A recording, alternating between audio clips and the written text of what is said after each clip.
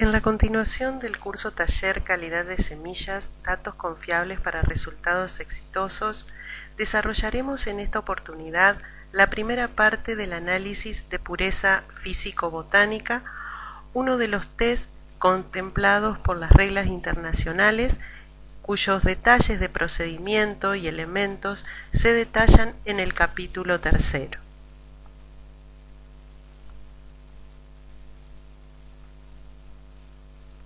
Los objetivos fundamentales de este test son determinar la composición porcentual en peso de la muestra analizada y, por otro lado, identificar las distintas especies de semillas y la materia inerte que esté formando parte de la muestra.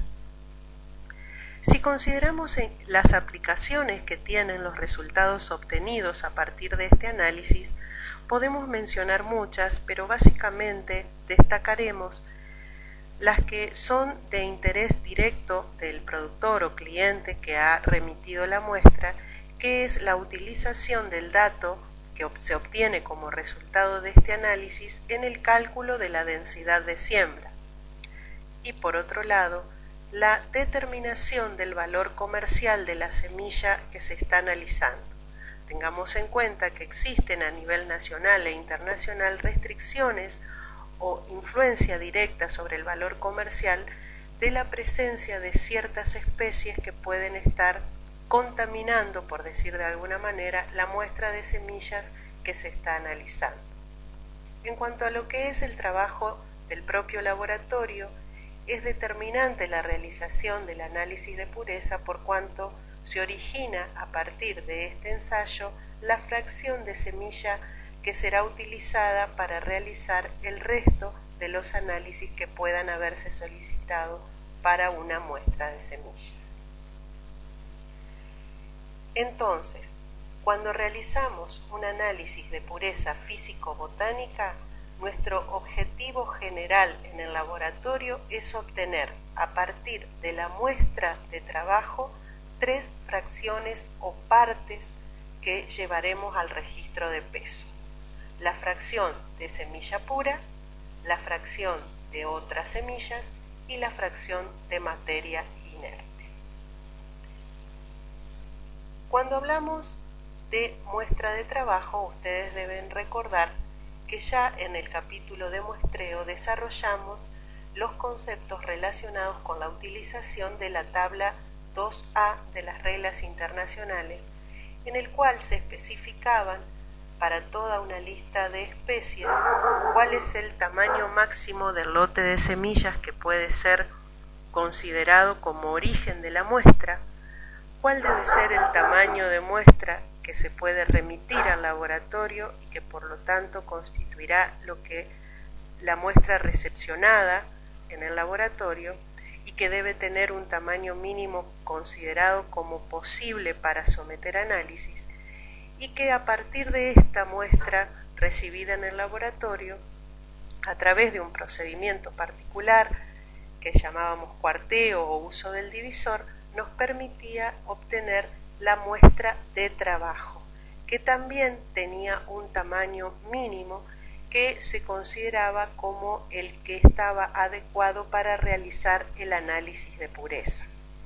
Porque, como dijimos antes, es a partir del análisis de pureza que se va a obtener la fracción de semilla que va a poder ser sometida al resto de los análisis de calidad. Es así que, por ejemplo, si estamos recibiendo en el laboratorio una muestra de avena, no puede haber surgido de un lote que tenga más de 30.000 kilos. La muestra que debemos recepcionar en el laboratorio debe tener como mínimo 1 kilo de peso, y de este kilo de avena vamos a extraer, por los medios que ya hemos detallado en la clase anterior, una muestra de trabajo de 120 gramos. Consideramos que con 120 gramos estamos en condiciones de realizar ensayos básicamente de pureza y el resto de los ensayos. Para el ensayo de semillas en número, que es otro específico, la muestra de trabajo deberá ser toda la muestra. Pero si vamos a ir a los ensayos más habitualmente requeridos, trabajaremos con esta muestra de 120 gramos, que es la que puede ingresar al análisis de pureza.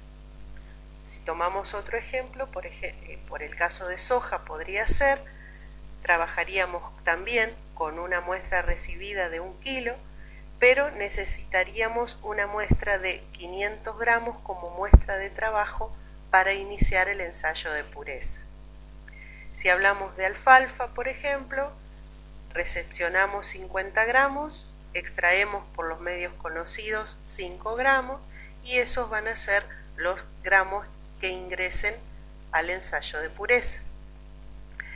Si tomamos una semilla muy pequeña, como es el caso del orégano, solo 5 gramos le vamos a pedir al cliente que nos traiga al laboratorio, de los cuales solamente 0,5 gramos serán suficientes para iniciar el análisis de pureza y por tanto la separación de los componentes de esta muestra. Para realizar la separación en componentes, el laboratorio requiere de contar con una serie de elementos que van a ser los utilizados durante el análisis, que básicamente tienen que ver con aquellos que nos permiten hacer la mejor observación, porque es justamente a partir de la observación como efectuamos la separación en componentes. Por eso utilizamos todo lo que sean elementos para mejorar la visual.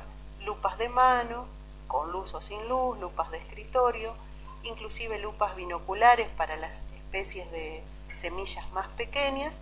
Por supuesto, nos ayudaremos con distintos tipos de pinzas para efectuar la separación. Y un elemento fundamental para el laboratorio va a ser contar con una balanza de precisión.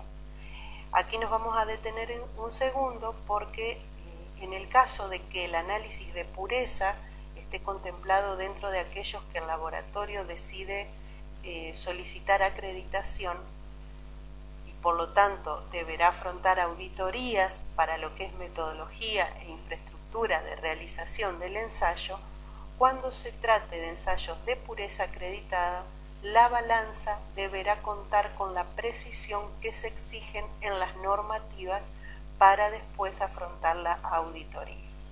Por eso, cuando seleccionamos qué balanza vamos a utilizar, deberemos tener en cuenta si el ensayo de pureza va a constituir una de las vetas de acreditación del laboratorio o si lo vamos a mantener como ensayo necesario solamente para realizar el resto de los análisis. ¿Por qué decimos esto? Porque el primer registro, por ejemplo, que vamos a tomar dentro de lo que es el ensayo de pureza es el peso de la muestra de trabajo. Dijimos antes que tiene que tener la muestra de trabajo un peso determinado por la reglamentación internacional. Cuando realizamos el pesaje de nuestra muestra de trabajo y registramos ese peso, en el caso de que estemos trabajando bajo condiciones de acreditación, nosotros debemos darle a esa pesada una cierta precisión que ya está determinada por la normativa y que me dice que si voy a trabajar con especies cuya muestra de trabajo está en menos de 1 kilo, que les aclaro es la gran mayoría de las especies, necesitamos contar con una balanza que arroje un dato con 4 decimales. Ese es el grado de precisión que tenemos que ofrecer si decidimos acreditar el ensayo de pureza. La mayoría de las especies están en ese rango. Tenemos que trabajar con muestras de trabajo menores a 1 kilo, por lo tanto debemos registrar ese primer peso con esta precisión. Y ese es un requerimiento para lo que es auditorías y acreditación. Si nuestro ensayo de pureza no va a ser sometido a acreditación, sino que va a ser un ensayo más del laboratorio con fines prácticamente de obtener la fracción de semilla pura, podemos trabajar con una balanza sin tanta precisión. No olvidar ese detalle. Si decidimos acreditar ensayo de pureza físico-botánica en el laboratorio, sí o sí, primer gran condición, contar con una herramienta de peso adecuada a este requerimiento. Continuando con el análisis, dijimos que nuestra primera fracción o la primera separación que vamos a hacer es separar por un lado lo que es la semilla pura. ¿A qué llamamos semilla pura? Y ahí nos vamos a una definición dada por las reglas internacionales. Se considera semilla pura a las siguientes estructuras, ¿no? Y considerando que esas estructuras puedan estar inmaduras, ser de tamaño inferior a normal, estar arrugadas, enfermas o germinadas, ¿no? Pero siempre que sean de la especie en cuestión, van a ser semilla pura o van a formar parte de esa semilla pura las unidades de semilla intacta. Recuerden que para nosotros, para el laboratorio, no siempre lo que le llamamos semilla es lo que botánicamente está definido como tal, sino que básicamente trabajamos con lo que llamamos unidades de dispersión. Siempre y cuando la unidad de dispersión se encuentre intacta y pueda ser coincidente con la definición de semilla pura para la especie en cuestión, la considero dentro de lo que es fracción de semilla pura. Esta definición de semilla pura está dada para las distintas especies, o mejor dicho, a nivel de género, en lo que son la tabla 3b, parte 1 y 2 de las reglas internacionales que ya vamos a ver en detalle. Nos basamos en esa definición para decir si estamos ante la semilla pura de una cierta especie. Y también vamos a incorporar dentro de esta fracción a fragmentos de semilla de esa especie que antes definimos, siempre y cuando mantengan un tamaño que sea superior a la mitad del tamaño inicial o general. Y esto es súper importante tenerlo en cuenta, como les decía, porque esta fracción de semilla pura, es decir, esa parte de la muestra de trabajo que separamos y dejamos separada como semilla pura, es la que va a constituir nuestro elemento de análisis en el resto de los ensayos que tengamos que realizar sobre esa muestra. En concreto, si tengo que hacer un análisis de poder germinativo, si eso es lo que pidió el cliente sobre una muestra que me trajo, debo separar de esa muestra la muestra de trabajo por el método que ya conocemos, y de la muestra de trabajo debo obtener la fracción de semilla pura. Esa fracción de semilla pura es la que va a ser sometida al análisis de poder germinativo. ¿Quiénes van a constituir la fracción de semilla pura? Como ya dijimos, las unidades de esa especie que estén intactas o los fragmentos, siempre y cuando superen a una mitad de un tamaño general. ¿Y cómo voy a saber que esa semilla pertenece a lo que es esa especie? Porque coincide con la definición dada por la tabla 3b en sus partes 1 y 2. Vamos a ver las tablas. En la tabla 3b parte 1 vamos a tener una clasificación de los géneros vegetales de acuerdo a la familia y los vamos a numerar de acuerdo a la definición de semilla pura que se les puede asignar. Entonces, para cada género, además de decirme que pertenece a una cierta familia, me va a decir en qué definición de semilla pura podemos incorporar cada género o podemos considerar que pertenece cada género.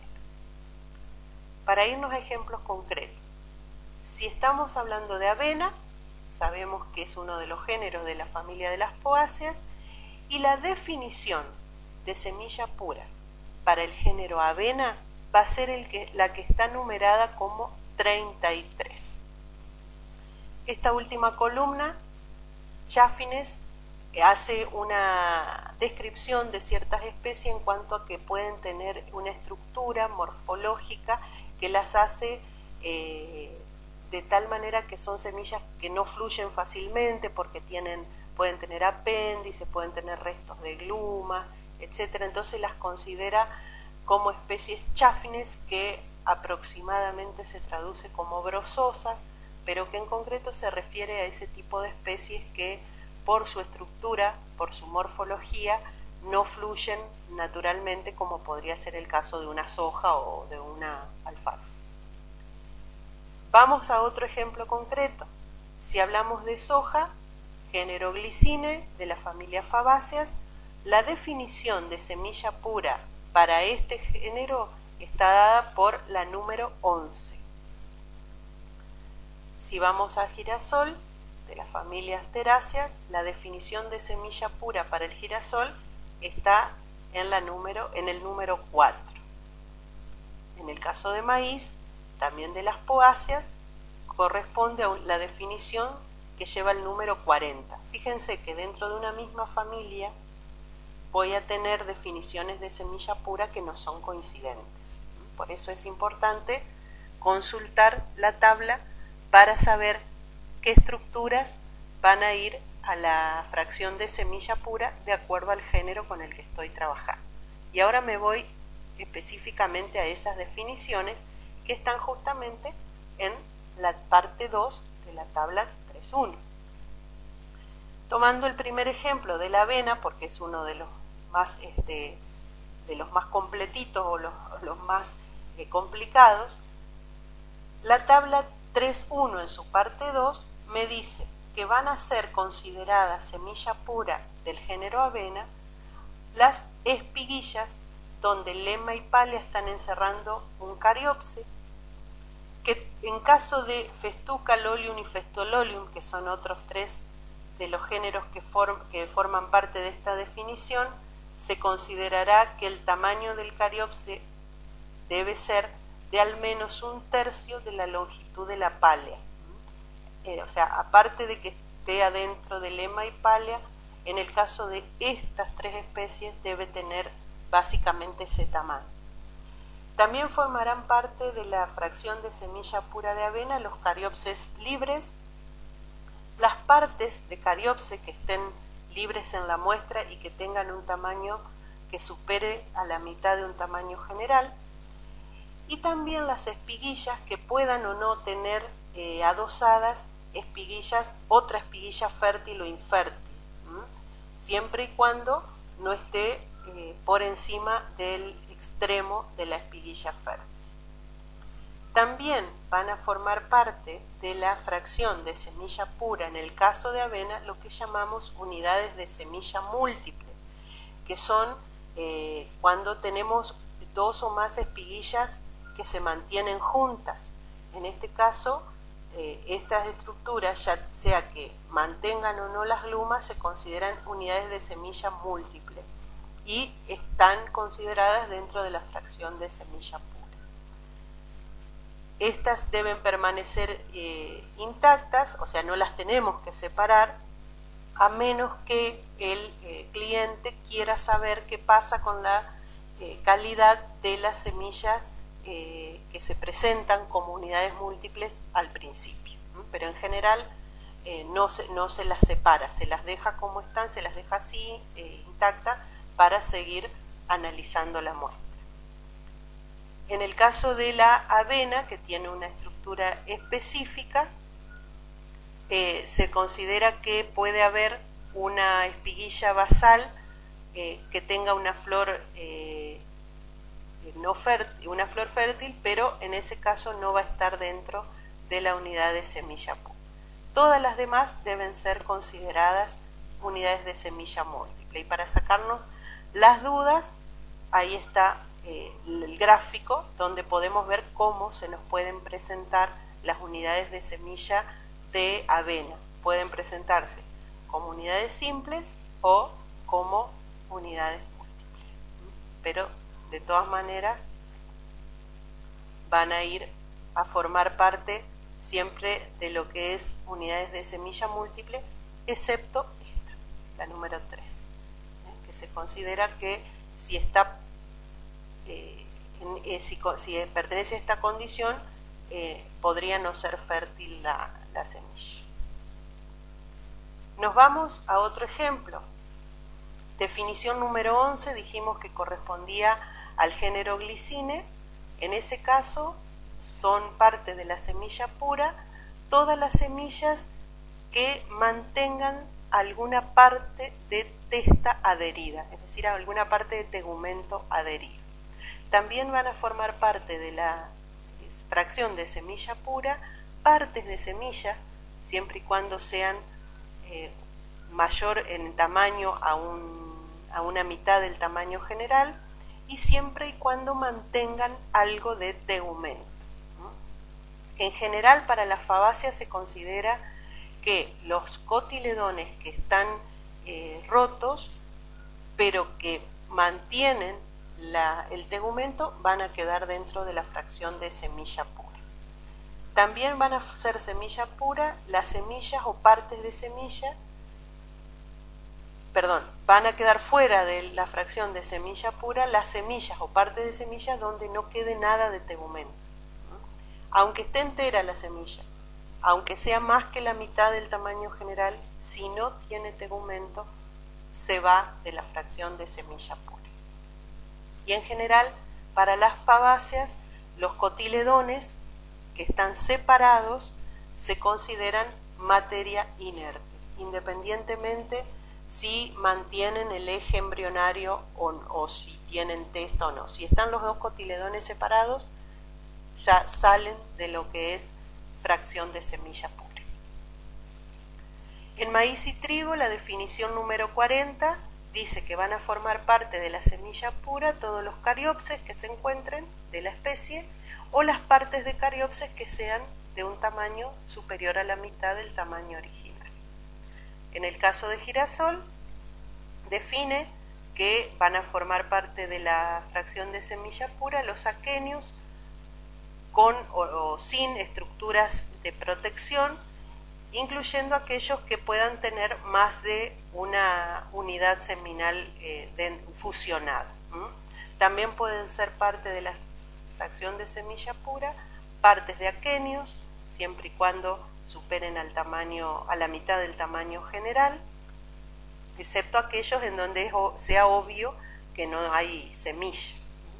También forma parte de la fracción pura la semilla, ya sea que tenga parte o toda la testa o pericarpio perdido. Y lo mismo para partes de semilla, siempre y cuando sean mayor que la mitad del tamaño general, sea que tienen o no pericarpio, forman parte de la fracción de semilla pura. Si bien así visto escrito puede resultar un poquito complicado, el manejo diario de estas especies más comunes hace que uno tenga bien en claro qué cosas van a formar parte de la semilla pura y cuáles deben ser eliminadas. En el caso de que alguna nos genere duda, es acá donde las podemos aclarar. En la tabla 3b, parte 1 y parte 2, buscamos el género, en qué definición está incluido, buscamos la definición y ahí decidimos si una cierta estructura debe estar dentro o fuera de lo que es fracción de semilla pura. En el segundo video, que forma parte de la presentación del análisis de pureza físico-botánica, vamos a hacer la descripción de lo que son las otras fracciones que se obtienen en el análisis de pureza, que son la fracción de materia inerte y la fracción de otras semillas, y además vamos a explicar cómo se obtienen y cómo se expresan los resultados del ensayo de pureza en caso de que sea un ensayo solicitado por el cliente. En el caso de que sea el ensayo como un paso más dentro de los pasos que nos llevan a otros análisis de calidad, simplemente nos vamos a quedar con la separación de semilla pura sin hacer cálculo de resultados. Pero en el caso de que se solicite, hay una metodología específica tanto para hacer el cálculo como para expresar los resultados obtenidos de acuerdo a la normativa nacional e internacional. Lo seguimos desarrollando en la parte 2 de este video.